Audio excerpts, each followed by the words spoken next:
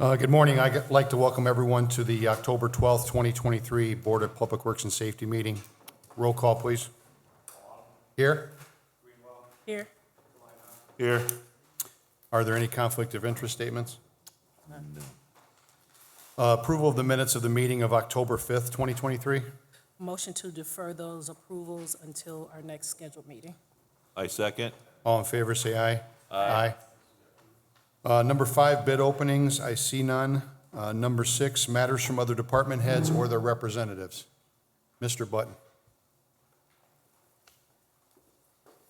Good morning, Board. Good morning. Morning. I received notification yesterday from Norfolk Southern that they intend on closing Indianapolis Boulevard at the railroad tracks south of Summer Street on October 26th for about 3 days to fix that crossing that was recently done. The tracks are not at the same level. My concern is, and I've reached out to their representatives, that that is an ongoing detour route for the city of East Chicago for their closure of Chicago Avenue in East Chicago, Chicago Avenue and Indianapolis Boulevard, and so I've made them aware of that. But just wanted to make it as a matter of record. It's state highway, so we don't have jurisdiction, but wanted to let you know that's their current plan, subject to change. Did you give the dates, Dean? I just heard 3 days. October 26th. October 26th. Yes, sir. Okay. And it's, they said their indication is they have it done in 2 days. Okay. Yep, Thank you. thank you. Anything else from department heads or their representatives? Okay, moving on to correspondence. Letter A, correspondence received from Gary Up Construction requesting to do a partial lane closure on Calumet Avenue just south of River Drive. The closure will take place on October 24th and 25th, with October 26th as a backup in case of poor weather. You may remember that the board previously approved a similar action. The vendor could not complete the work or even come to the site, so they've asked for a new date. Recommend approval. Okay. Motion to approve the closure as submitted. I second. All in favor, say aye. Aye. Thank you. Letter B, correspondence received from William Stewart requesting for the no parking sign on Beverly Avenue for 7850 Northcott Avenue to be moved from its present location approximately 30 feet east of its current location. The area where the sign is located will be replaced with concrete. I spoke with the Director of Public Works, Felix Gonzalez, yesterday, and this is not a good idea, so I would ask that it be denied, because the sign is there to warn people. It's an alley, don't block the alley, basically, that's adjacent to a driveway. And if we move it 30 feet east, that would be in front of the driveway, so it would be east of the current driveway, and would not meet the purpose for which that sign is installed. And so I don't have any problem with a removal, concrete, and then placing it back, but that sign does not need to move. Okay. Who's doing the concrete? I think the homeowner, yeah, they're paving the concreting in the parkway. But the sign itself should not move because the basis of the sign is to keep the alley from being blocked. And if you move it 30 feet, it wouldn't represent the proper closing. The homeowner says that the sign's been hit several times and that there's current damage to it. I don't see any in the picture. I don't see any don't damage in the either, picture, but that's what he says. Refer to Public Works for review, but essentially the sign needs to remain. Gotcha. Okay. Okay. So how do we make sure that the sign is preserved? Is that, since the homeowner's doing Deny the request, yeah. like, how do we, in Refer- other words, how do refer we to Public store the Works. sign or make sure Public Works deals Yeah, with refer to Public Works. We're going to deny the request and then forward it to Public Works Okay. for their So then review. when they pull the permit, someone has to grab that sign? Yes. Okay. Motion to deny the no parking sign removal request as submitted and forward to Public Works for follow-up. I second. All in favor, say aye. Aye. Letter C, correspondence received from the Controller's Office requesting the approval of the renewal of amusement device license for Pepe's Mexican Restaurant and Rainbow Crane. Motion to approve the Controller's Office request. I second. All in favor, say aye. Aye. Letter D, correspondence received from New Zion Church requesting to block Tapper Street from Merrill to Morris on October 31st, 2023, from 5 p.m. until 8 p.m. for a community event. Yeah. Yeah. Yeah. Motion to approve New Zion Temple's request. I second. All in favor, say aye. Aye. Number 8, matters from department heads. Matter from board members. Yes, I have 2 issues that were brought up at Mayor's Night Out last night that I would like to forward to Mr. Button for review. Thank you. Anything else from board members? No, sir. Okay, moving on to new business. Letter A, funding allocation request form received requesting $44,383.25 of the 4th District Gaming Fund to be allocated for the lighting in the 4th District with Nees Engineering. Yeah. Motion, you got something? Okay. Motion to approve the funding allocation as submitted. I second. All in favor, say aye. Aye. Letter B, funding allocation request form received requesting $5,980.93 of the 3rd District Gaming Fund to be allocated for the lighting in the 3rd District with Nees Engineering. Motion to approve that funding allocation as submitted. I second. All in favor, say aye. Aye. Letter C, authority to issue requests for proposals for competitively sourced solid waste disposal. Motion to, sorry, Oh, I'm Kevin, go sorry, ahead, yes. go ahead. This and the next request are all just so that we can get the board's approval. We don't have the RFPs out yet or ready yet, but I just wanted to make sure when they are ready, we can get them out. Gotcha. Motion to approve the authority to issue those requests. I second. All in favor, say aye. Aye. Letter D, authority to issue requests for proposals for bulk fuel service. Good for that, Yeah, just to, same thing as the other one. Motion to approve and authorize the issue for the request. I second. all in favor, say aye. Aye. Letter E, garage sale permits submitted for approval. They did have that set up on 165th, by the way. Yeah. They just made it smaller. It's not there this weekend. We're good, T. Motion to approve the garage sale permits as submitted. I second. All in favor, say aye. Aye. Letter F, right-of-way permits. Looks like there's 2 of them received from engineering submitted for approval. Good morning, Mark. Good morning. There are 2 from Passion for the Westlake project, one being Douglas Street from October 16th to November 12th, and Yeah. Sheffield is another one. And basically, they're putting the tracks in and doing all the work, and they're gonna close them down. The detours, there's a truck detour, I'm gonna take a harder look at it. It came in late yesterday for Sheffield. But I do have the gentleman here, Dave from Westlake, and he can kind of explain what they're doing and their work and so forth. So hopefully, this is gonna be a last closing of the street.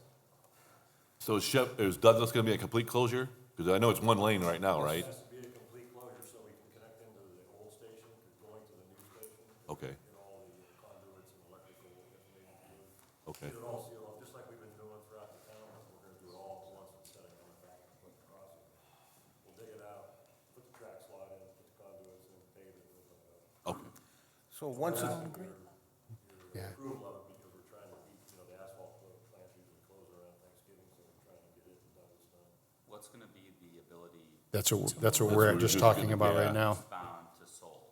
Yeah. Folks that need to get, Normal automobile traffic will follow the normal routes, truck traffic will be routed over Burn, down to 165th. We're talking about 2 different. Sir, can you do me a favor? Would you mind stepping up here just so we can make sure everybody can hear you? What was the question? Council asked about the eastbound Douglas detour, not the Sheffield. Oh, I see. because, because otherwise we're talking about Highland would be the nearest east-west street. That would be able to, if I'm going south, if I'm going northbound on Homan, and I don't know that Douglas is closed, I'm trying to think how I can get over to Seoul, because Sibley's currently closed, so I'd have to get down to State Line. It's on going to be Clinton, very tough. yeah, And then State Line to Sibley. Yes. Over the bridge, right on Michigan, to Seoul. South on Seoul. So, I mean, there should be some significant signage for anybody that needs to detour to Seoul, like, There would, you're talking about almost a half mile back. out of your way, yes, yes. Because Holman is closed at, Right. Well, there's By no the- yeah. east-west street Right. Highland and Douglas. Right. Right. That gets to Seoul. Right. That's the big issue I have. So, Yeah. so the detour we have now for the westbound closure of Douglas is through Seoul to Willow Court, to State Line, to Clinton, to Holman. So we're gonna do that basically in reverse. So Holman to Clinton, to State Line, to Willow Court, like behind the Strax Van Tilt, and then to Seoul, and you're back on Douglas. Wait, so give me that again? So Holman to Clinton, To State Line, Westbound, state line. northbound on State Line, and then eastbound on Willow Court. So behind the Strax Van Tilts and all You'll that. go under the bridge. and then Taking how, and under- then to going Seoul. under the Seoul, bridge yeah. and around. That's how the westbound Douglas detour is right now, but for the westbound traffic. So you go behind Struckmont Hill, go under the overpass. Kind of Overpass. state, basically. Right. Yeah. Right. Just come down Willow and connect into South. Yeah, How that's long is this down for? Should be just a little under a month.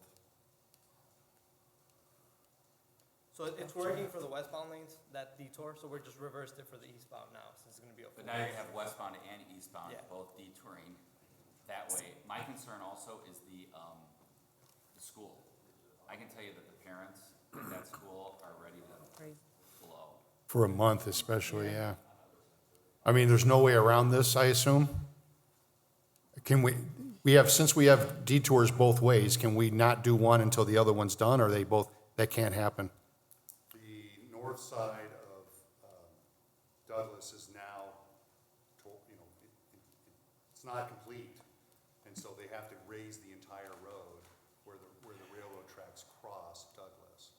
So the whole road needs to be raised. And And you right- really can't do that in two phases. Right in the center of the road, there's a manhole that we have to connect to, and it's 13 feet deep, so you can imagine the hole at the top. So Right. we can't do one lane, we have to like take the whole road, dig down.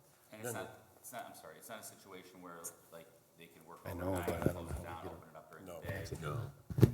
And we're trying to get the, Four-way closure. yeah, we're trying to get all the storm sewer and everything, because there's a storm sewer that connects in from GSA. GSA is all on board with this, we've talked to the judges and everybody there, so they have no issues with it. Well, they've got no trouble because they can go home into Douglas and still get into their Right. building. And they've got private entrances. I'm worried about the public. Right, but I'm just saying, because they're a good neighbor and we're trying to be a good neighbor, we've informed them and they're good with it. We are always in contact with the school. I don't know how we get around it. We got to make sure there's plenty of signage, like you said. Sure. And, Yeah, I almost, Try to intercept them at Highland, I too. agree. yeah, exactly. Sign, Road closed ahead, yeah, Douglas, at Highland to try to get people over to Seoul. To Seoul, and yeah. state line. And a state line. If you can get people to state line on Right. Highland, that's good too. I wouldn't want to live on Highland for the next month, but Okay. We'll We see. have electronic message boards up to inform everybody that the roads are gonna be closed and when, so. Okay. And the month starts when and ends when? Monday for a month? Monday for a month. Okay. That's the first closure. Sheffield will start on the 23rd and be for a month. Okay.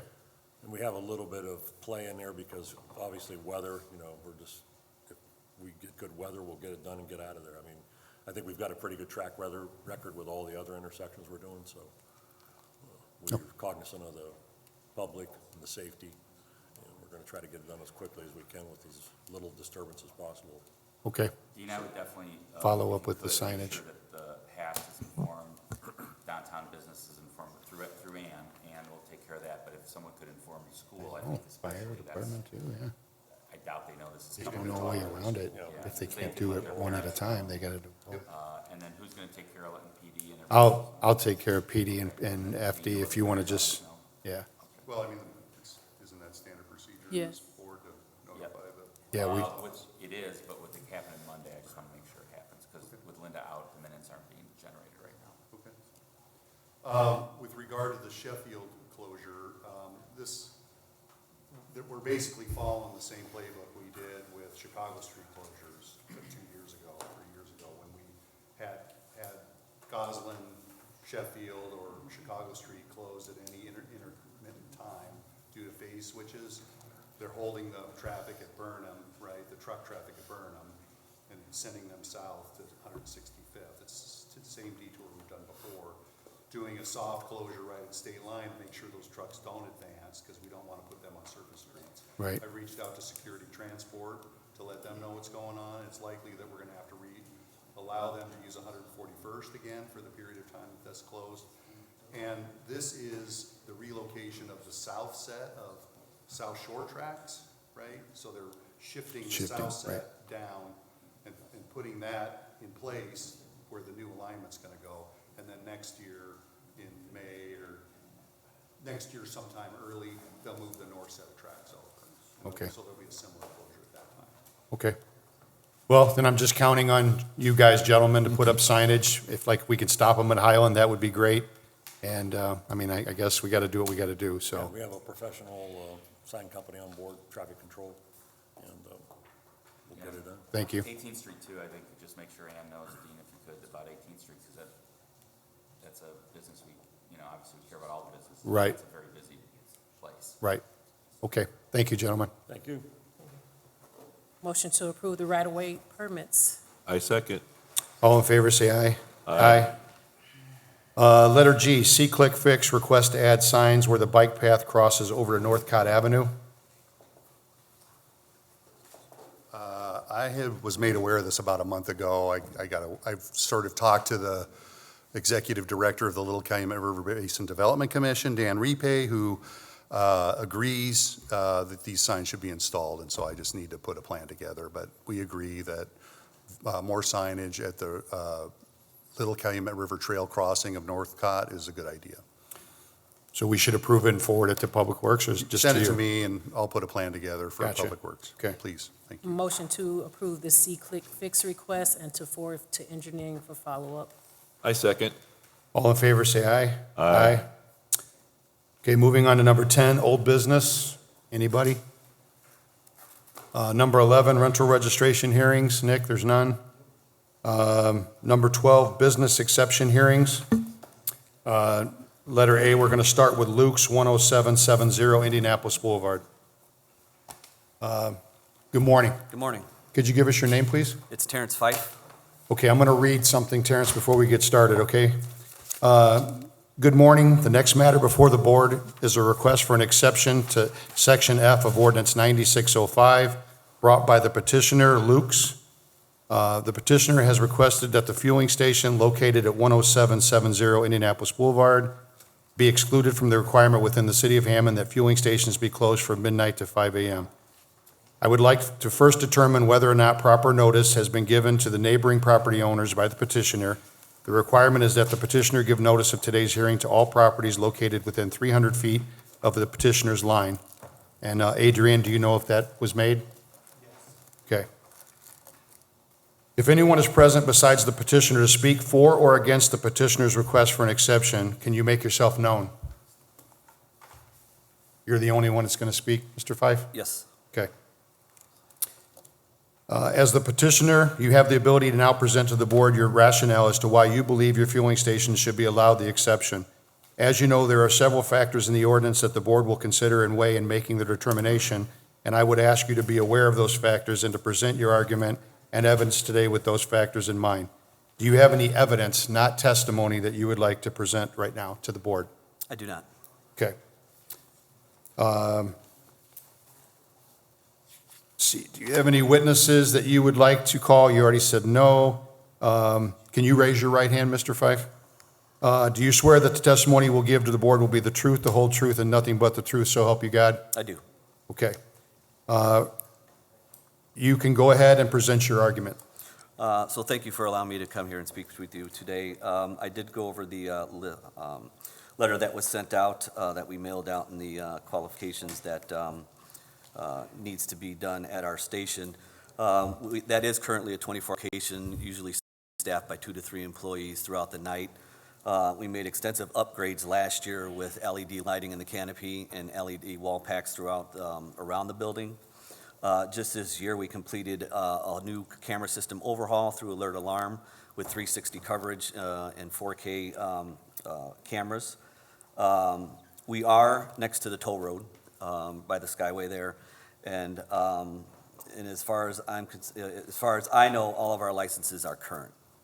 Okay, I just want to say additionally that when Hammond jumped on the Fuchsia's camera system, we were one of the first to put them in at 2 of our locations in Hammond. Our cooperation with the Hammond PD is exceptional. I used to be a police officer in East Chicago for 23 years, and I retired there. had a great relationship with them then, and I do have a great relationship with them now. We do not tolerate loiters on our property. Our employees know to call when they see something that may kick off as far as trouble goes. So I would like you to consider our location at that 100770 Indianapolis to be an exemption. We also do house a Dunkin' Donuts at that location as well. Okay. Are you finished for now? Yes, sir. Okay, the city, then, do you have any questions for Mr. Fife? I do have a couple. Mr. Fife, do you know whether or not the Dunkin' Donuts is properly licensed? That I do not know. Are you aware of any citations for signage or for other zoning issues at your property? Not that I'm aware of. And are you aware of the criminal, wait, let me phrase this right. Are you aware of the call-out history of the property over the last 5 years as relates to the police department? I am aware of only my information that I'm given towards our employees as when the police are called and any police requests. As it stands to be this year is only 9 from that location. Okay, and how do you keep that, how do your employees keep a call log? They send emails, so we have an incident report that they have to fill out and send to me anytime that there's any type of police activity, whether it's regarding our business or just a traffic stop or anything. There's an incident report that's filled out and sent to me. Are those incident reports or emails regarding police calls shared with the Hammond Police Department, do you know? Only in the sense if Hammond requests something that they need, I give it to them, whether it be video or anything else regarding to any calls to our station. And is this location currently, I think you mentioned you were the first to hook up the fuses. Are you currently hooked up with fuses? We are in the process now. I got in touch with Chris Godey from Hammond PD last week regarding that. We do have 2 other locations that jumped on that. So we are in the process of buying those this week for that location. So just to be clear, for this location, you are not currently on fuses? Correct. But in the process of getting on fuses? Should be by the end of the week or first of Monday. And you understand that as the ordinance is currently written, if the board would grant you an exception, there may be conditions, and those conditions have to be met for you to be open between midnight and 5 after November 1st. Yes. You understand that? Yes. Okay, no other questions? Does the board have any questions for Mr. Fife? No? Do you have any additional information, Mr. Fife, that you'd like to present right now? I do not. Okay, then thank you very Thank much. you. If you have no further evidence, I will now let the city present their case regarding the exception. Mr. Smith, do you have any evidence or testimony you would like to present? We do, on behalf of the city. And of course, as usual, we try to go ahead and follow along with the factors that the ordinance sets forth. The first being incidents of criminal acts and police calls over the last 5 years with emphasis in the last 24 months. I'd like to present to the board, actually, I'd like to call Sergeant Godey before the board to be sworn and to present evidence in this regard, but I'd also like to give the board Exhibit 1. I'll give one to Mr. Fife.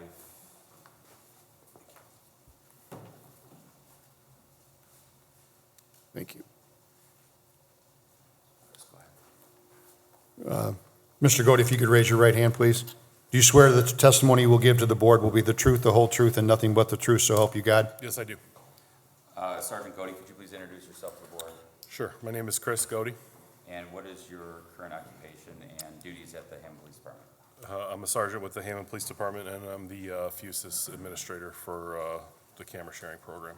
All right, are you familiar with the location that the petitioner is requesting exception at 10770 Indianapolis Boulevard? Yes. And the police department has given us a run, which is Exhibit 1, that lists the history, the criminal history, I'm sorry, the call-out history of this location. Is that correct? Yes. And have you had an opportunity to review that? Yes. So if you could just explain to the board, Sergeant Godey, your relationship with this gas station, with the management and ownership, and as it relates to the criminal history or call-out history that I presented as Exhibit 1. Sure. I'm not sure if the board is familiar or not, but Luke's has many locations within the city. We deal with Mr. Fife on a regular basis. He's always very cooperative, providing video, incident reports, whatever we need.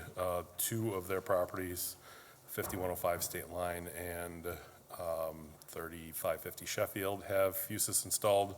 I know Mr. Fife has been in contact with Fusus to order the new devices for this particular location. I don't know about this specific location. I know there are a lot of calls there, but they're in a very busy location. I know they have a lot of gas pumps there, and you know, some of these are extra patrols that we created, but they do create incident reports. They are given to us when needed, and they are cooperative with us, especially if it's something that's needed for another property, not just their own.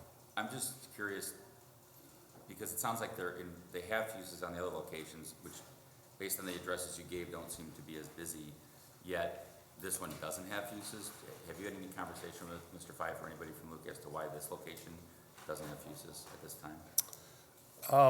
No, I don't know why. They have multiple locations. I think they're waiting to upgrade some cameras, and eventually we're going to get everything on. I know 5105 State Line is a busy, I mean, this may have high volume and high traffic, but as for criminal acts where we're constantly there, 5105, and the other one for specific reasons that they were installed there, because they're But proximity to not State at this Line. one necessarily. You don't have, you're not familiar with any violent criminal acts at this location in the past, call it this year, 24 months? No. All right. Do you believe that the camera system they have installed there, I know Mr. Fife mentioned that they had upgraded their cameras. Well, let me ask you a foundational question. Are you familiar with the camera system they have at this location? Yes.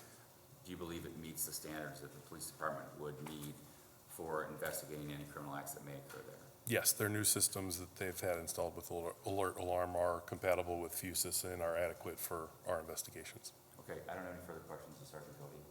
Does the board have any questions for Sergeant Godey? Nope. Thank you, Sergeant Godey. Thank you. Mr. Fife, have any questions for him? Mr. Fife, do you have any questions for Mr. Godey? I do not. Okay, Can I have a response to? you'll get it, yeah, you'll get a chance, yeah. Yeah, so just in summary, I guess I just would want to mention that as it relates to the call-outs, there are, I believe, 16 pages of them. So I'm not really passing judgment on it. I just know that it's a busy location, and there are, whatever's in Exhibit 1 kind of speaks for itself, but that's for the board's review.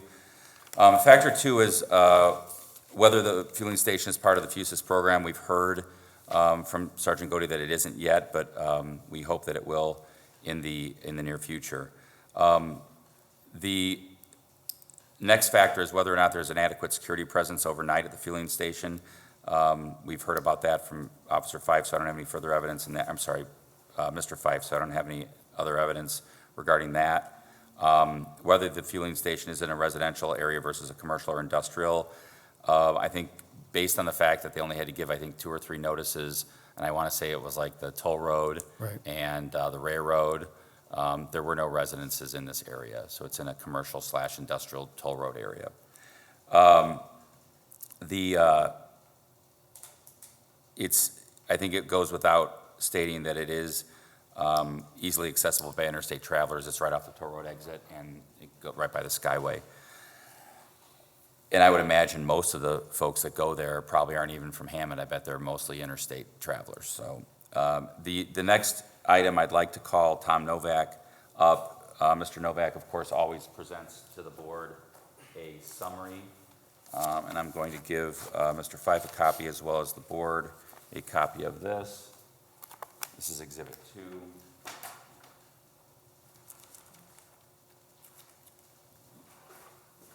2. Yeah, give us 3. Thank you. Get one of Mr. Fife here.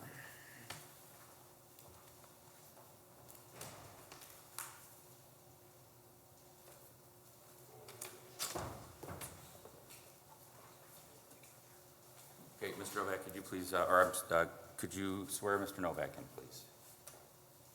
Oh, sorry. I was looking at the pictures. Do you swear that the testimony you will give to the board will be the truth, the whole truth, and nothing but the truth, so help you God? Yes. Thank you. Okay, Mr. Novak, could you please state your name and tell the board your position with the city? Yes, Tom Novak. I am the Assistant City Planner in the City Planning Department. And have you had occasion to visit the Luke's Oil, which is known as NH Vegas LLC, at 10770 Indianapolis Boulevard? Yes, on the evening of October 10th, I went by. All right. And did you create a report based on that visit? Yes, I did. And is that report Exhibit 2? Yes. And did you take the photos that are attached to Exhibit 2? Yes, I took those. Okay. So, Mr. Novak, as usual, we asked for your summary, this is a summary, but did you want to point out any specific ones that you were concerned about as it relates to safety at this location? I mean, like many gas stations before, there are some signage in the convenience store windows and doors, which cover more than 25% of the window panes, which, you know, if there is an emergency, it creates an issue for emergency crews looking in. It also hurts the staff from looking out and seeing if there's an issue at the pumps or what have you. You know, there's no ADA parking on site. Seems to be a pattern at a lot of gas stations. At least one instance of graffiti observed on a transformer in the rear of the building at the Dunkin' drive-thru.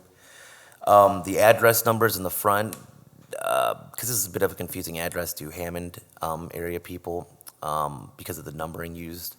And it's a very small little thing on the front door, and then there is no address on the back. I did notice, and I'm not sure if there's power to it, but an exposed electrical wiring hanging from the buy one, get one free sign on the north end of the building, well, the east wall, but the north end. And there is a shipping container being stored on site which contains fireworks, which they sell during the fireworks season in the summer.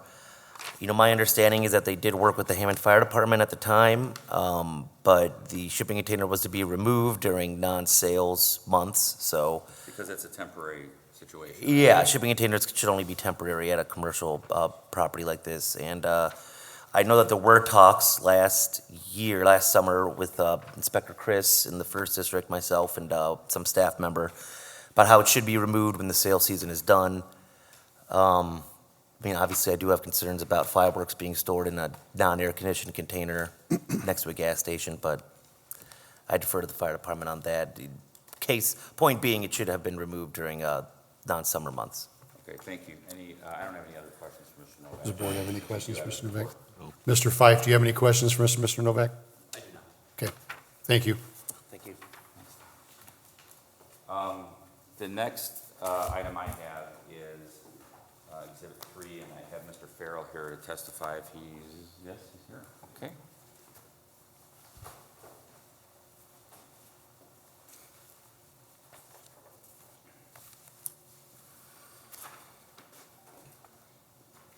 If you could swear Mr. Farrell in. You swear that the testimony you will give this board will be the truth, the whole truth, and nothing but the truth, so help you God? I do. Mr. Farrell, could you please state your name and your position with the city? Nicholas Farrell, City Hammond Code Enforcement Commissioner. And Mr. Farrell, in your duties as Code Enforcement Commissioner, did you have an opportunity to review the licensing status and any ordinance violations at 10770 Indianapolis Boulevard, the loop number 236? I did. And did you prepare this report, which I've marked as Exhibit 3? Yes, sir. Okay, and is this accurate? Yes, sir. As of October 11th, date of it? Yep. Okay, and what did you find out? Let's go first with licensing. So as far as the Luke gas station is concerned, their business license, there was a renewal submitted after verifying its current area in the process. They failed to provide a tobacco sales certificate, which is what has held the license up from being fully processed and issued. So it was sent on time, but it was lacking in one of the documents. Correct. And it's still sitting in pending? Correct. Okay. A notice was sent back in June notifying Luke that the document was missing and that the licenses, because they were sent in an entire packet with one form of payment, so all of them, you know, unfortunately have to wait until they all have the appropriate documentation to be processed. Okay, so in the future, maybe it's better for Luke to send them separately, so each station would be. That could potentially work in their benefit to pay for each license separately, because if they have all the documentation for one location, then a missing certification for one wouldn't hold that one up. And then what about as far as the Dunkin' Donuts, and were you able to look at, I don't know if they have other businesses there, but Yeah, so I did notice that the Dunkin' Donuts location has not had a valid license to operate since 2012. Their initial license was issued in 2010, they renewed in 11, and then 12, and that was the last time they had a license to operate at that location. and what is the fee and the late fee for those? The late fee is a $200 late fee with a licensing fee of $100 up until, I believe that was 2020 when we made the change. And then so it'd be a license fee of $105 with a late fee of $200 for 2021 and 22 through today's date. Is there any other business at that location that you know of? As far as I'm aware, it appears that there's a Citgo that's advertised and then a Luke gas station. So if there's two separate entities that are operating there, then they would each need a separate license to operate.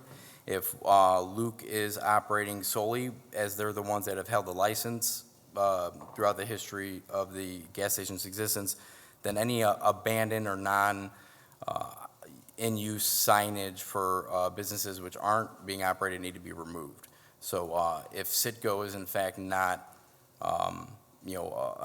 an entity operating there, those signages, those banners that are all around the rooftop of the pumps, that should all be changed to reflect the actual business that's selling the gas. As well as the fireworks operation, there's signage up advertising the sale of fireworks. There's a shipping container on site, which, after speaking with Tom Novak, was determined that that's where they're storing the fireworks. There's never been a license issued for the sale or distribution of fireworks at that site. Okay, the only other thing I had was I noticed, and these are constant issues with the city, are these donation boxes. Yes. You know, To their defense. let me ask you a question real quick. Mhm. Do you believe the donation box is currently on the location with a valid license? The donation bin, I believe the ordinance requires the property owner to maintain the area around it and ensure that the donation bin itself meets the ordinance requirements to be labeled, have contact information, and kept clean around the area. Luke, Mr. Fife, and the First District Inspector, Chris Pajek, they have worked together and have removed actually, multiple donation bins from that site. The company continues to drop them with or without their approval, so. Yeah, and just so the board knows, I mean, it may seem like an innocuous question about a donation box, but the issue is that when those when they overflow, it tends to attract people that may need the items out of there, and that, of course, creates loitering and other safety issues. So I'm not just bringing it up as a minor thing. It is somewhat minor, but it does actually impact safety, so that's why I brought it up. Okay, I have no further questions for Mr. Farrell. Mr. Fife, do you have any questions for Mr. Farrell? I do not. Okay, thank you. Thank you. All right, so that's all the documentary evidence I have and all the testimony I have. I just want to make sure that I've hit all the factors in summary here. Factor 6, we talked about ordinance violations, and you have a summary of that, as well as zoning. Adequate lighting, I think Mr. Fife identified that, and Sergeant Godey confirmed that. And licensing in number 8, we've covered. So that's all the evidence, and that is the city's presentation on this matter. Thank you. Does the board have any questions for the city? No. Okay, thank you. If the city has no further evidence, the petitioner now has the opportunity to present any testimony or evidence and reply, not argument. Do you have anything else you'd like to present and reply? Just real quick, if I could. Okay, just keep in mind, you'll have a chance for a closing argument if you have any evidence or testimony right now. Okay, you don't, okay. Then, if not, then I will give both parties a chance to make a closing argument to the board as to why the board should or should not grant the exception. And we like to keep this, if we could, at 5 minutes or less. Go ahead, Mr. Fife. So I just wanted to say real quick in reference to the Fuchsia's cameras. Okay. When it first came about by the city, 2 locations were given to us as recommendations. So that was State Line and then Sheffield, and that's why we went with those 2 locations right off the bat. Until we reached this point where the ordinance came about, and then we were going to see which gas stations we were going to petition, and that's why we're moving forward, and then we'll get that box as soon as it comes in and put it in place. Thank you. Okay? Okay, do you have any other things, all I have. anything else you'd like to say? That's all I In have. closing? Okay, thank you very much. And yeah, and so then, yes, with all the evidence that Attorney Smith has provided, I will go back and give it to our maintenance division and our company president so that we can address that right away. Can I ask you, Mr. Five, just real quick, the Citco was brought up. Is that part of, how does the Citco play into this? It is part of it. It's a unbranded site to where we have, and we entered into that partnership quite a few years back. I think it's coming to the end to where then it will be a Luke's, but there is a partnership between Citco and Luke at that location. Okay, thank you. Thank you. And the city can go ahead and make their closing argument? Sure. I would just say at the outset, Luke has been a good corporate partner with the city. The factors that I've addressed with, regarding this location, I think Mr. Fife has addressed them well. I think his response that he's going to take a look at all the issues that Mr. Novak brought up, I think is important, especially regarding a couple of those. I would just point out graffiti really needs to be removed immediately because that creates, as you know, as a police officer yourself, that creates issues. Again, it seems like a minor thing, but anybody involved in that type of activity, it becomes more of a major thing potentially, right? The fireworks container, I think, is also a major issue from my perspective. It creates a potential hazard, and as well, just it's kind of a blatant violation of the temporary type structure, and it's sitting there. So, as well as the windows, I think, is also something that may seem innocuous, but the reality is that when police officers can't look in or employees can't look out, that creates a problem. So we hope that gets addressed as part of a condition. If the board believes that they will grant an exception for this, we would request that business licenses definitely get up to speed, both for Luke. It sounds like Luke's is just a matter of Right. a small issue that'll get resolved because it sounds like they filed on time. But definitely for any of their tenants, they need to let Duncan know that, they're not going to be open from midnight to 5, and I assume that's a great time for coffee. So they need to make sure their license is up to speed too. I would request that to be a condition if the board does grant the exception. Otherwise, the city has presented its evidence and would stand on it. Thank you. Thank you. Okay, thank you for your presentations today. The board will now take this matter under advisement. The board will notify the petitioner in writing of its ruling by regular, certified, and electronic mail within 10 days of this hearing. If an exception is granted, it shall be valid for 1 year from the date of determination and is subject to revocation if any circumstances change. Additionally, you must reapply for the exception annually if it's granted. You understand that, Mr. Fife? I do. Okay, then thank you very much. Thank you. Okay, moving on to letter B, nice and easy, 4508 Calumet Avenue. Is anybody here?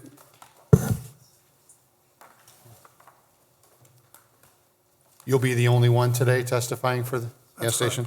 Okay, let me read this real quick. Good morning. The next matter before the board is a request for an exception to Section F of Ordinance 9605, brought by the petitioner, nice and easy. The petitioner has requested that the fueling station located at 4508 Calumet Avenue be excluded from the requirement within the city of Hammond that fueling stations be closed from midnight to 5 a.m. I would like to first determine whether or not proper notice has been given to the neighboring property owners by the petitioner. The requirement is that the petitioner gives notice of today's hearing to all properties located within 300 feet of the petitioner's line. And Adrian, was that notice given? Yes, sir. Okay. If there's anyone else present besides the petitioner to speak for or against the petitioner's request for an exception, make yourself known now. Okay, thank you. As a petitioner, you have the ability to now present to the board your rationale as to why you believe your fueling station should be allowed the exception. As you know, there are several factors in the ordinance that the board will consider and weigh in making their determination, and I would ask you to be aware of those factors and to present your argument and evidence today with those factors in mind.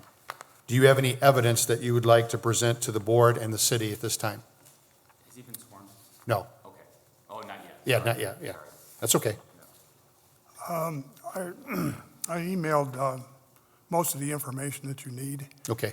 You should have copies of it. I'll be happy to go through it with you. No, that's okay. Not at this time. If you have some, can you present it to the city and the board? Or that you've already sent it already, is what you're saying? I already sent all but one item, Okay. one that I forgot. Yes.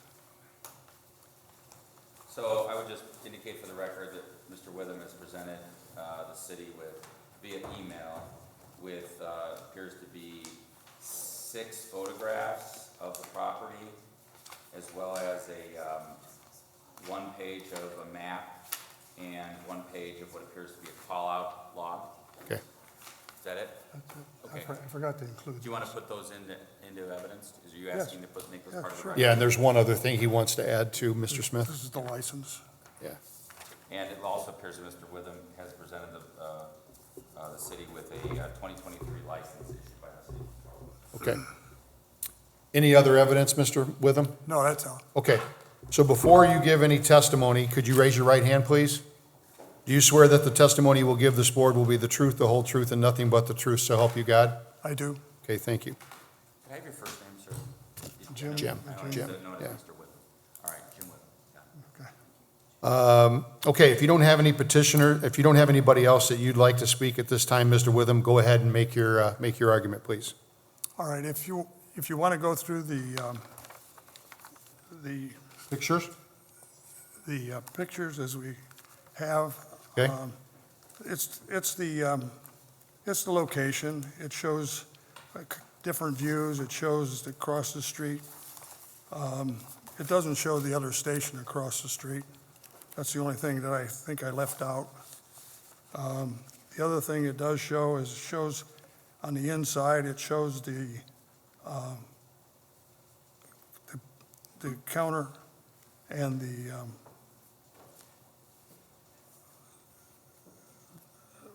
where the cashiers are at. It's behind bulletproof glass. The next one is a picture of the security system screen that the cashiers can see. They can see the outside, inside. That's one item. The next item is another, to their left is the screen that shows what the cashier can see as far as to the left as well as in the front. So he's got a very good view of the whole operation as far as the outside is concerned and some of the inside. If you want to go on to the next, we've got the map. The map is about 1.5 miles south of the toll road exit on Calumet Avenue. I know it's a little ways away, but it's one of the first 2 stations that anybody could go to. There's no other place other than that if they get off the expressway going south, that's where you'll be able to find that. The other thing is we go across in Goslin Street, the other 2 stations coming across the state line, the one for Circle K. The other one is the one at Hammond and Goslin, Goslin is definitely a throughway to Hammond, both ways. But those 2 other entities are not open after midnight. So we have been open midnight for a very long time. We've been in business somewhere in this mess. They purchased the property in '95. They continue to remodel and improve the location. We're going through an update of we're going through an update on the POS system to help go to the newest technology.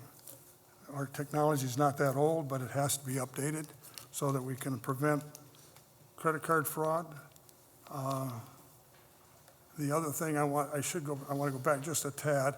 When the cashier is there after midnight, and they've been open for many years, from midnight to 24 hours. They have 24-hour service for a great number of years.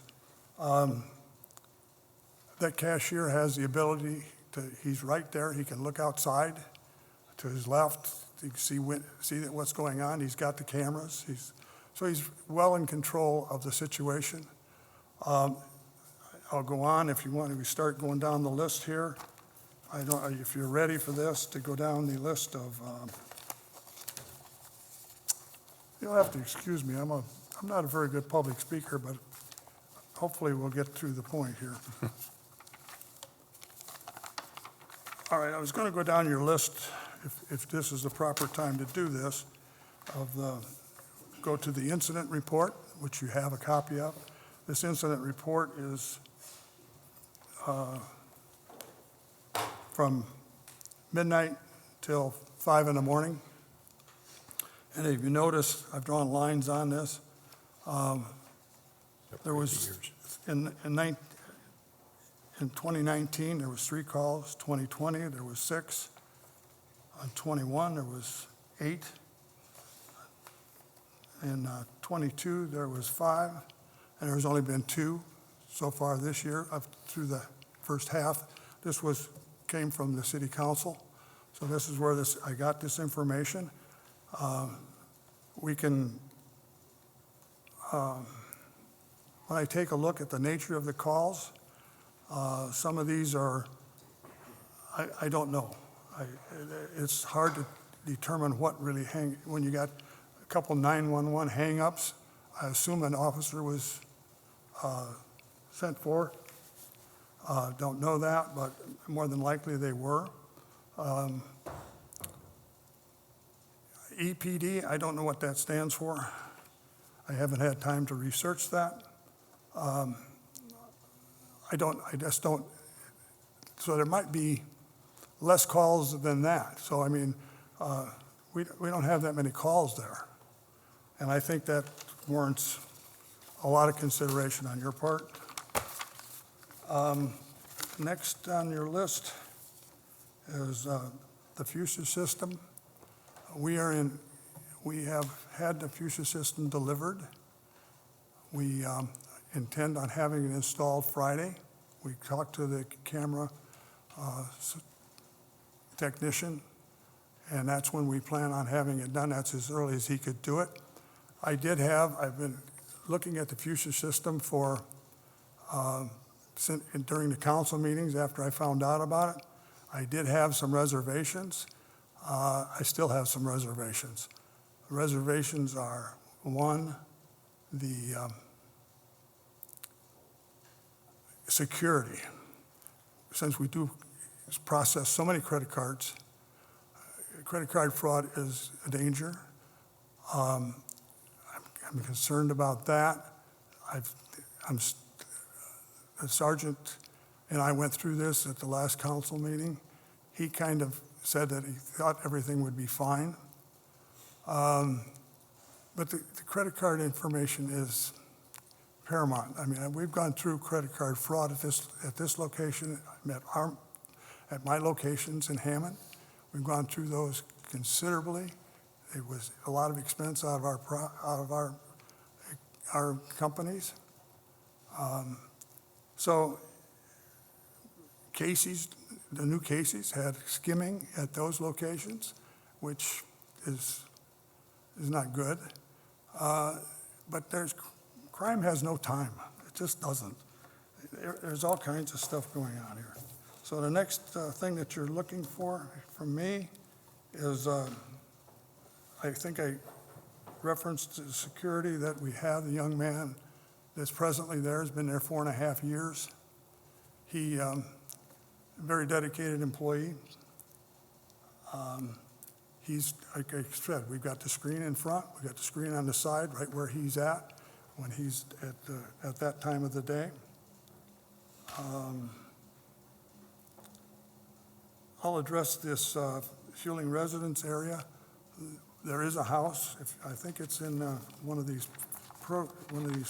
photos. There is a house behind us, but that house is owned by us. I should say, I'm using us as for nice and easy. I am a little bit involved, but as a supplier. That's the only resident. Most of that, like I say, most of that you can see is all commercial area in there.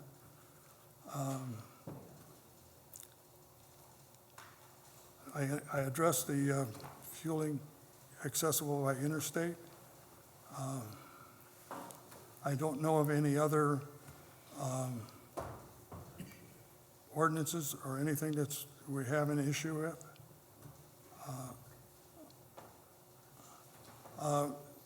As far as the lighting is concerned, our canopy has 20 fixtures, all LED, so we've addressed that.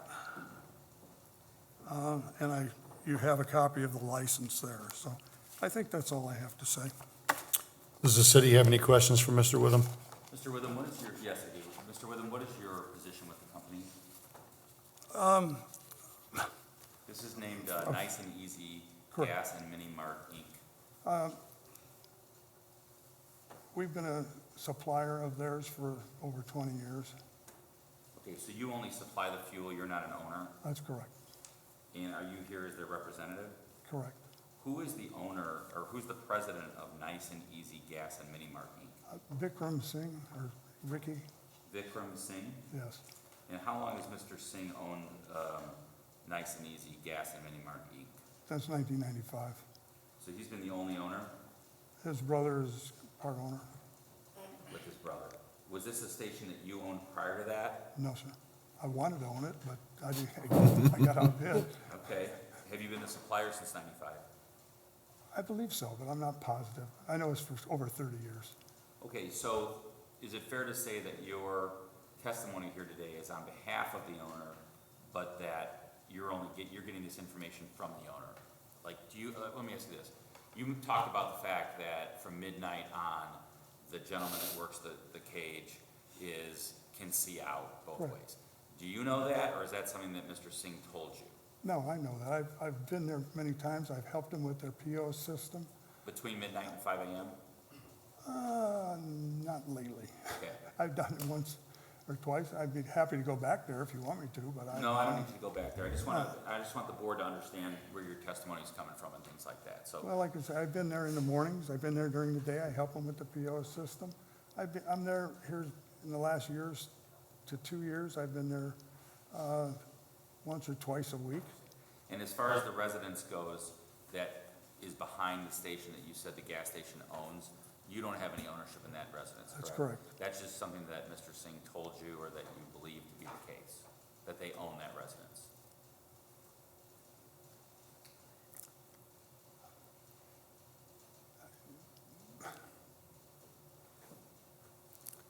Well, I was told that, yes. Yeah. All right, let's leave it at that. That's fair, yep. So, that's all the questions I have, Mr. Witham. Does the board have any questions for Ms. Witham? I have two questions. Is the security guard armed or unarmed? You said there's a He's gentleman not there. a security guard, he's a cashier. Just the cashier? Okay. And you're concerned with the FUSIS system, in regards to credit card fraud, are you concerned that someone will access the FUSIS system and get those credit card numbers? Correct. Is that your concern? Okay. Any other questions for Mr. Witham? Thank you.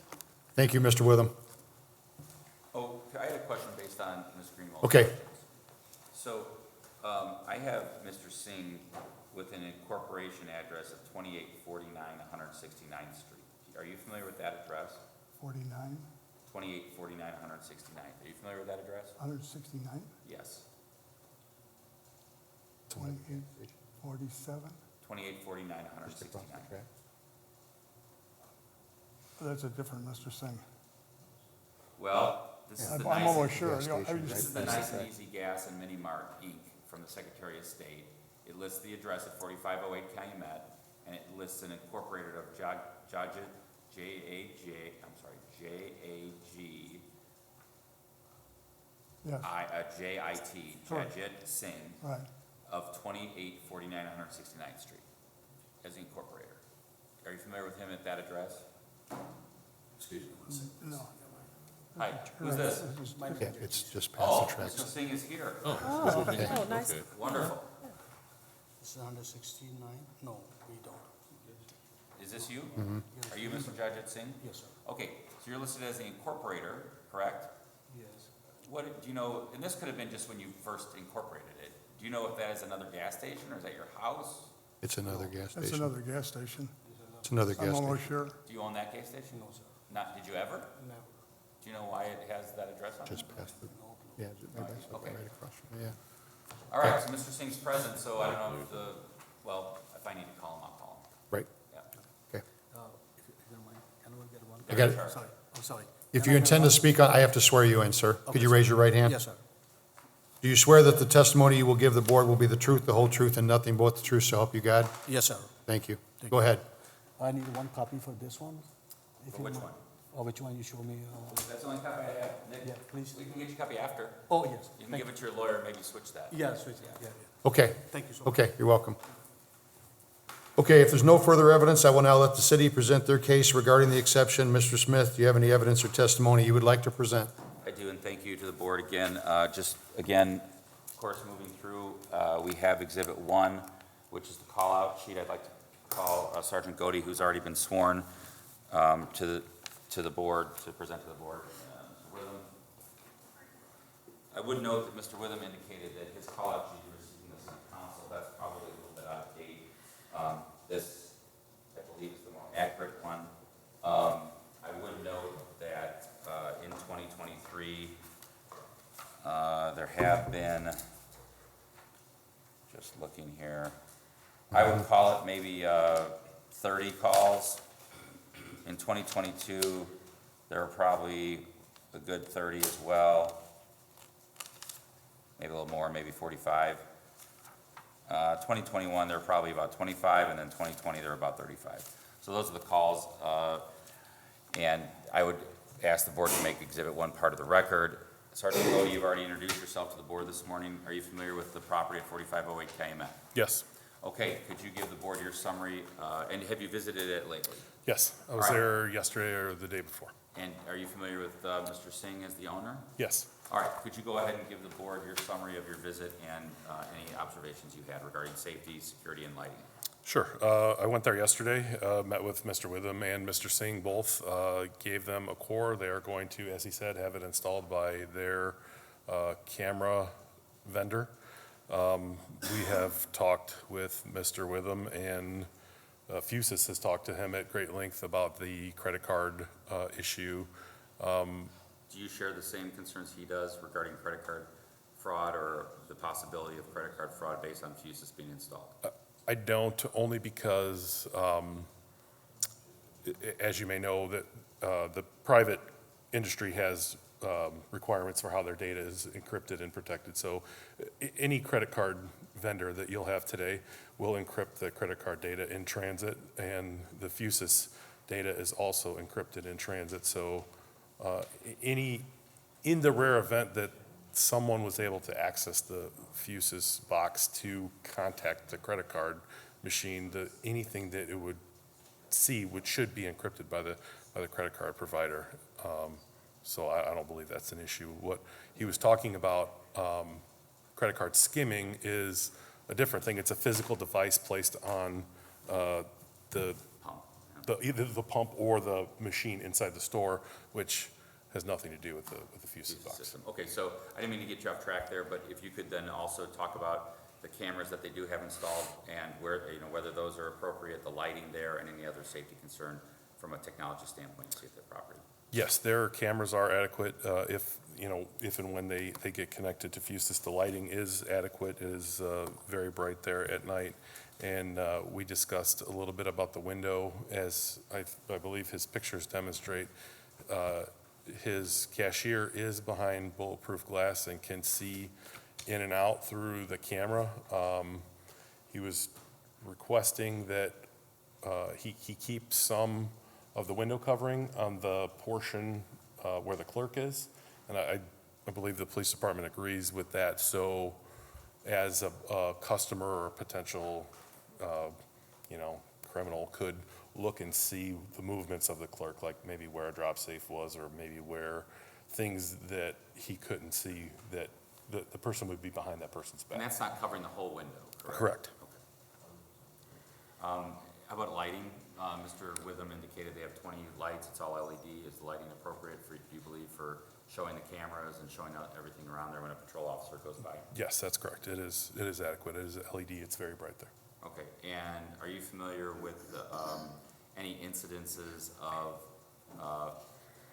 violent activity at the premises over the last 24 months? No, there's been no no major incidents, and, you know, these calls are, you know, the routine calls that are at most of them.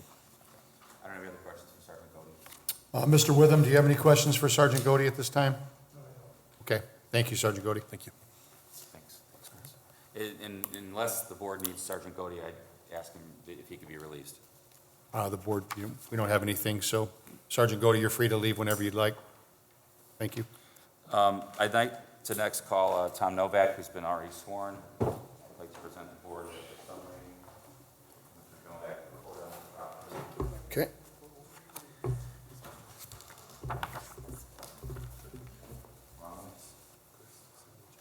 All right, Tom, you've been sworn already. Is this the report you made of 4508 Calumet? Exhibit 2, yes. And is it a summary of the zoning and other potential ordinance violations at that property? Yes, it is. All right, did you take the photos as well? Yes, on the evening of October 10th. All right, and do the photographs accurately represent the condition of the property on October 10th? They should, yes. All right, so real quick, let's talk about the signage. Okay. And this is Exhibit 2. I'd request that this be made part of the record. I have given Mr. Witham a copy. The signage that you talked about, I noticed there's lights on it, as well as some of the windows appear to be more than 25% covered. I mean, I would say I know they have been an effort to uncover their windows. I will say it appears to me that signage is mostly less than 25%, but the concern arises from shelving units and things like that.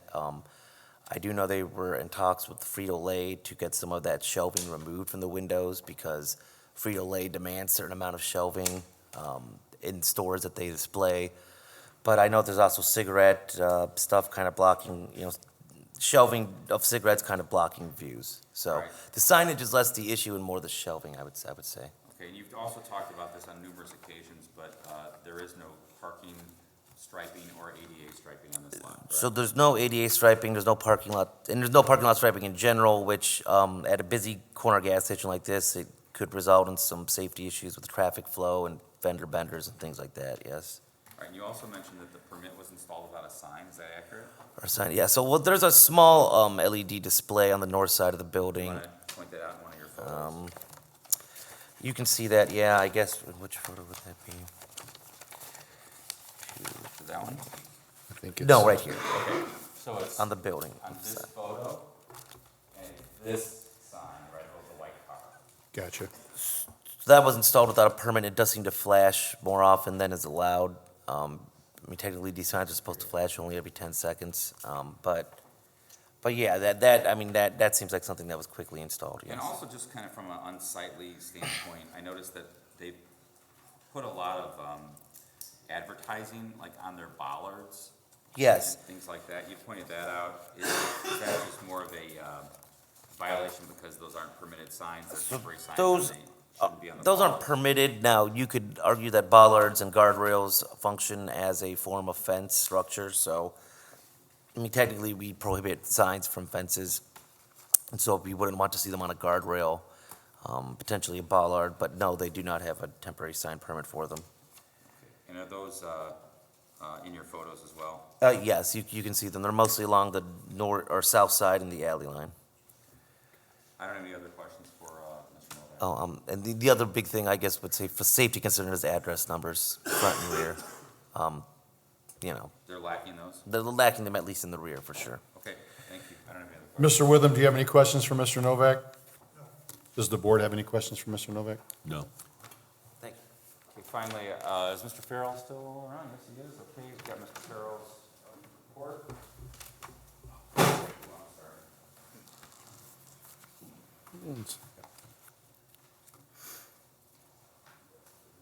Two. Yep. Thank you. Okay, Mr. Farrell, you've been sworn already. Is this a summary of your report regarding business licensing? It is. All right, and what was your discovery regarding the Nice and Easy Gas and Mini Mart business license? So they have maintained a valid and current business license since 2005 through today's current date, which their current license is set to expire June 30th of 2024. All right, and that's consistent with what Mr. Witham showed the board, correct? Yep. All right, anything else to report regarding the station? No, the only other concerns that we would have from a code enforcement standpoint would just be the regular maintenance of the alley line and surrounding area of the property. There tends to be some accumulation of litter and debris, which is, the only issue that was noted in our system from the district inspector.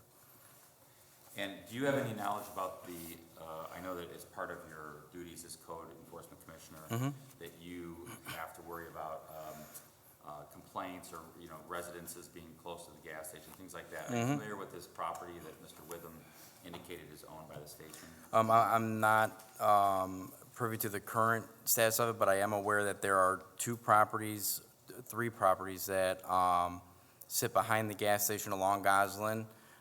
Those three residences, I know we've had multiple complaints between the three addresses there, including the one that's directly behind the gas station. In regards to overgrowth that's protruding into the alley line, as well as the overall condition of the property. I'm unaware of if there's a current citation against this particular address, but I know those three residential properties have been an issue. Thank you. I have no questions. No other questions for Mr. Farrell. Mr. Witham, do you have any questions for Mr. Farrell? I have one. The grass area in one of your first pictures, that looks like it's just south of the gas station. There's a lot of debris in the grass. Right. Do we know who owns that? Is that also part of the Nice and Easy? I don't believe that the gas station owns that lot there. I know it's been frequently used as like truck parking and other things. We do tend to request that any commercial gas station or area in general, like try to assist in keeping not just their physical property boundaries clear, but anything that may blow from their property over, because there's clearly two vacant lots there. Their business operation has the, trash receptacles between every gas pump. So most likely the trash would have, came from that property address. So we just ask that they try to help keep the surrounding area of their business clear as well. Okay. Thank you, Mr. Farrell. I would recall Mr. Novak, if I could, because I believe he took the photo you're referring to. Tom, do you want to answer Mr. Long's question? Yeah, so in discussions with Mr. Witham in past years, my understanding is that the vacant lot to the immediate south, that is owned by the owner of the home. So across the alley are those two homes. They were both owned by the same family, privately owned, residences. One was sold to the gas station, as Mr. Witham indicated. The lot to the south is owned by those person who owned those residences across the alley. So they don't have control of that vacant lot, but I do know that in the past they did mow it just because they wanted their station to look better. You say that, you mean the gas station? The gas station did, yes. They own the vacant lot that's more paved south of that grassy area. So they do not own that grassy area, but they have expressed concerns, the concerns you're expressing as well. Okay. Thank you, Mr. Novak. The only other witness I'd like to call is Mr. Singh, since he's here. Okay, Mr. Singh, could you please approach? We've already sworn in Mr. Singh also.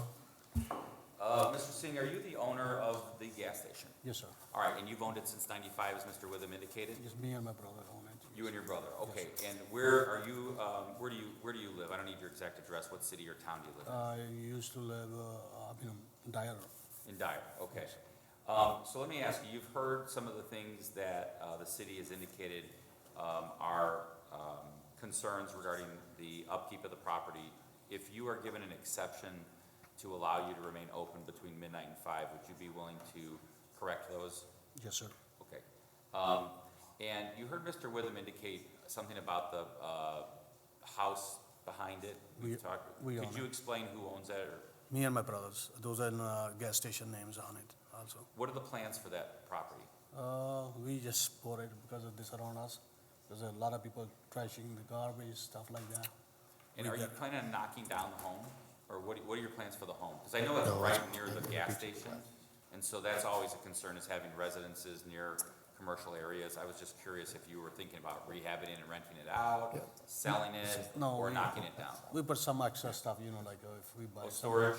Like, it's used for like storage, yeah. Okay, all right. And is that what you plan on doing with the property in the near future, is just using it for storage, or are you allowing people to live there? Sometime we late, we go stay there. Okay. And, But just employees of the gas station, or you, or what? No, sometime me and my brother, if somebody short-handed, we stay there.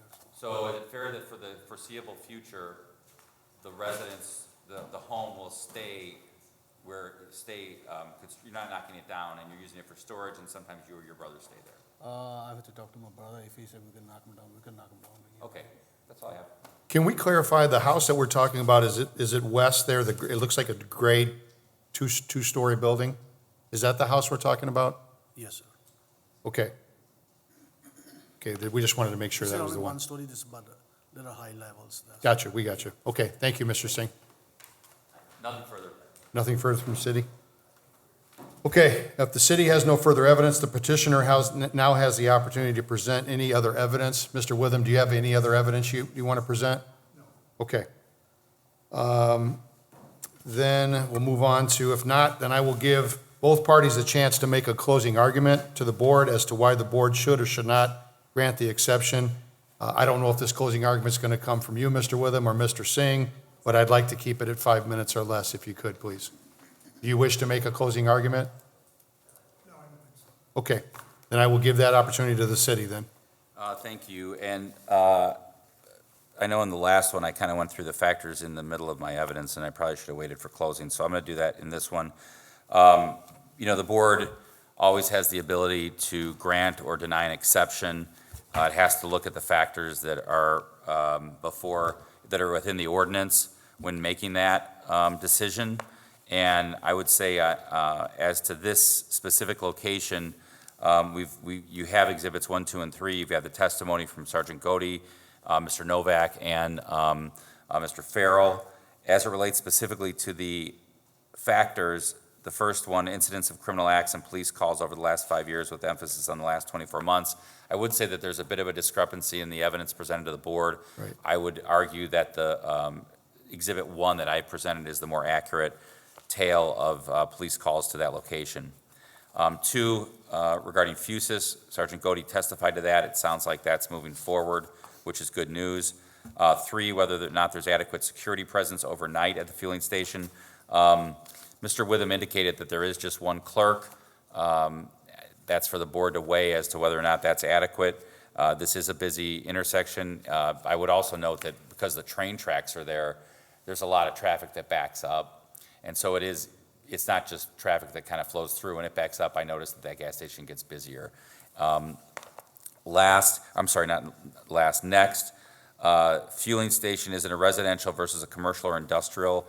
Based on the notices I think they had to give, it was in the 30s, right, Adrian, like as far as notices? So it definitely is in more of a residential area than the last station we heard. However, it is on a commercial corridor, but it abuts residences. Kind of as a mitigating factor, I would indicate that because Mr. Singh owns that residence next to it, that helps because it is not just a neighbor, and it doesn't sound like there's been complaints other than grass and other things that Mr. Farrell pointed out from the residential area. Next factor is, would it be considered easily accessible by interstate travelers? I'm kind of up in the air on this one, just because it is a mile and a half from the nearest interstate. However, Mr. Witham did point out correctly that it is the first station, or second, I guess, if you count the one that's just across the street, if you're coming southbound from the toll road exit. Next factor is whether or not the fueling station has had other city ordinance violations. I would stand on Mr. Novak and Mr. Farrell's reports. We would, if the board believes an exception should be granted in this case, request that those be addressed. Lighting, I think both Sergeant Godey and Mr. Witham both testify that it is LED and it's adequate for the camera system there and for just patrol cars that are going by to see what's going on. We've talked about the license. It sounds like Mr. Singh has always had his license up to date, which of course is much appreciated. And the city would stand on the evidence before it and ask the board to weigh the factors regarding this one. I think the one factor that concerns me more than anything is just the fact that it is not necessarily close to the interstate, but of course that's just one of the many factors before it. So that's all I have. Thank you.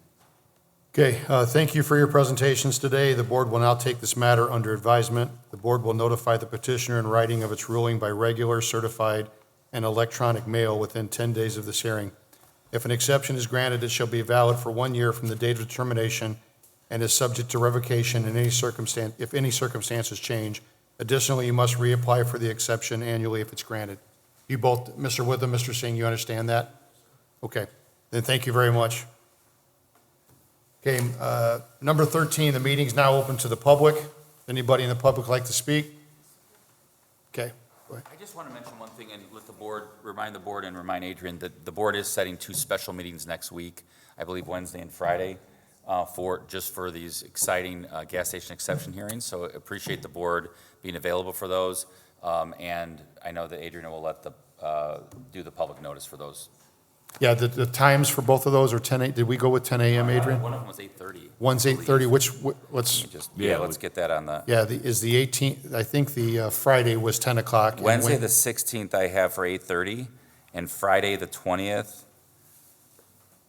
You said 16th, but you meant 18th. Oh, yeah, I meant the 18th Yep, is 8:30. is And the 8:30, 20th is 10 a.m. and the 20th is 10 a.m., correct? So, got it.